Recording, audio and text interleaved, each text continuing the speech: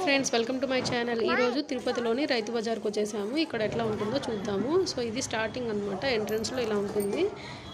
ఇక్కడంతా fixed rates అనమాట.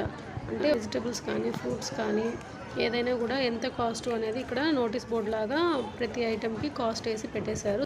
So ఏ షాప్స్లోకి వెళ్ళినా అదే రేట్స్తో అమ్మాలన్నమాట వాళ్ళు. కానీ కొంతమంది బయట అమ్ముకునే వాళ్ళంతా కూర్చొని సేల్ చేస్తుంటారు. వాళ్ళ దగ్గర అయితే కొంచెం కాస్ట్ తక్కువగానే ఉంటాయి.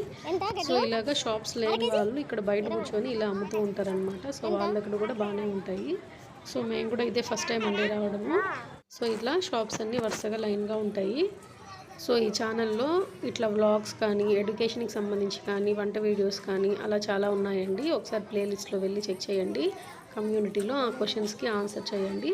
మన ఛానల్కి ఫస్ట్ టైం ఎవరైనా వస్తున్నట్లయితే లైక్ చేయండి, షేర్ చేయండి, సబ్స్క్రైబ్ చేయండి. సో మనకి మున్సిపల్ ఆఫీస్ రోడ్ దగ్గర కూడా ఒక మార్కెట్ ఉందండి. అక్కడ కూడా కాస్ట్ అంతా కూడా రీజనబుల్గా ఉంటాయి. సో ఇదైతే అన్నమయ్య సర్కిల్ దగ్గర లెఫ్ట్లో వచ్చే రైతు బజార్ అనమాట.